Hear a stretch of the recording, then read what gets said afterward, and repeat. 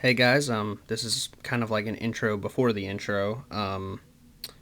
In this video I'm doing, I'll be reading a book, and it will be graphic or have graphic language, and I recommend anyone under an adult age, 18 of course, or 17 depending on language, uh, you know, parental advisory, that kind of stuff. Thank you, and enjoy the story. It's classic. Hello, everyone. This is Wolf of Dimensions, and I'm doing a new little side project here, and this will probably be a bit more complex later on.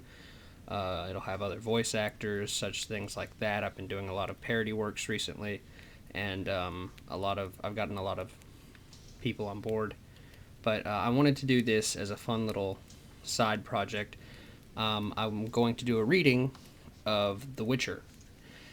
And I'm going to start from the beginning. I'm going to start with the first book. And who knows, maybe even carry it all the way through, maybe do some books of other genres. I got Alien, Godzilla, Star Trek, all kinds of, and some Star Wars. I got lots of cool things.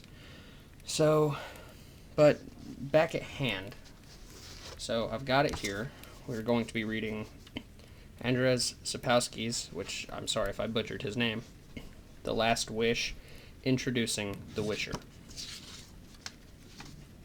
We are starting with Chapter 1, and the title is yet again said, The Witcher. Later, it was said the man came from the north, from Roper's Gate. He came on foot, leading his laden horse by the bridle.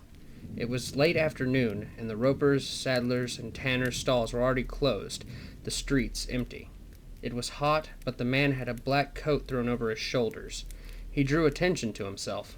He stopped in front of the old Naracourt Inn, stood there for a moment, listening to the hubbub of voices. As usual at this hour, it was full of people. The stranger did not enter the old Naracourt. He pulled his horse farther down the street to another tavern, a smaller one, called the Fox. Not enjoying the best of reputations, it was almost empty. The innkeeper raised his head above a barrel of pickled cucumbers and measured the man with his gaze. The outsider, still in his coat, stood stiffly in front of the counter, motionless and silent. "What will it be?" "Beer," said the stranger. His voice was unpleasant. The innkeeper wiped his hand on his canvas apron and filled a chipped earthenware tankard. The stranger was not old, but his hair was almost entirely white. Beneath his coat he wore a worn leather jerkin laced up at his neck and shoulders. As he took off his coat, those around him noticed that he carried a sword. Not something unusual in itself. Nearly any man in Wisdom carried a weapon, but no one carried a sword strapped to his back as if it were a bow or a quiver. The stranger did not sit at the table with the few other guests. He remained at the counter, piercing the innkeeper with his gaze. He drew from the tankard. "I'm here looking for a room for the night." "There's none," grunted the innkeeper, looking at the guest's boots, dusty and dirty.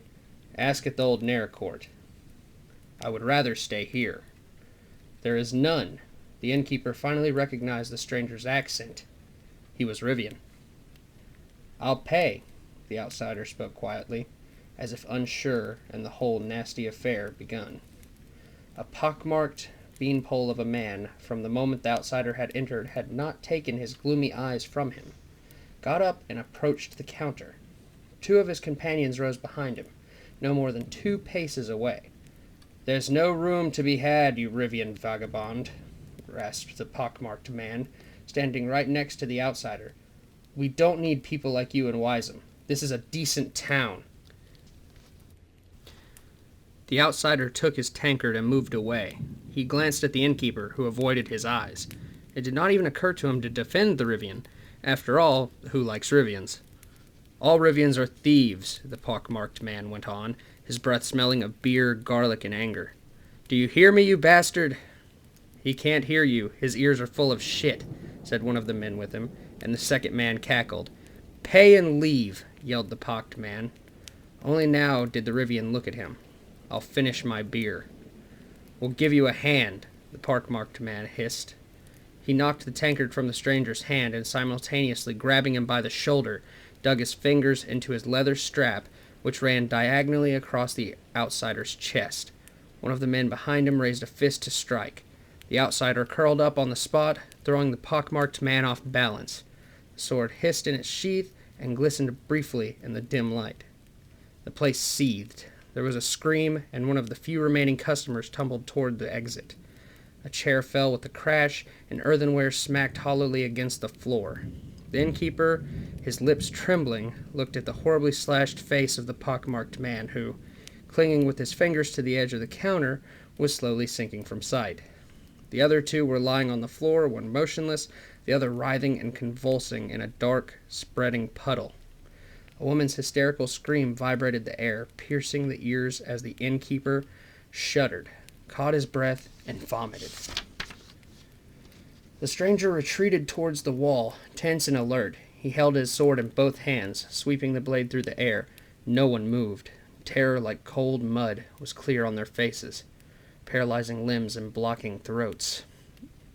3 guards rushed into the tavern with thuds and clangs. They must have been close by. They had truncheons wound with leather straps at the ready, but at the sight of the corpses drew their swords. The Rivian pressed his back against the wall, and with his left hand pulled a dagger from his boot. "Throw that down," one of the guards yelled with a trembling voice. "Throw that down, you thug. You're coming with us." The second guard kicked aside the table between himself and the Rivian. "Go get the men, Tresca," he shouted to the third guard who had stayed closer to the door. "No need," said the stranger, lowering her sword. "I'll come by myself." "You'll go, you son of a bitch, on the end of a rope," yelled the trembling guard. "Throw that sword down now or I'll smash your head in." The Rivian straightened.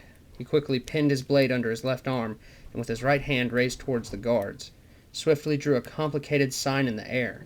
The clout nails which studded his tunic from his wrist to his elbows flashed. The guards drew back, shielded their faces with their arms. One of the customers sprang up, while another darted to the door. The woman screamed again, wild and ear-splitting. "I'll come by myself," repeated the stranger in his resounding, metallic voice. "And the 3 of you will go in front of me. Take me to the Castellan. I don't know the way." "Yes, sir," mumbled the guard, dropping his head. He made toward the exit, looking around tentatively. The other 2 guards followed him out backward, hastily.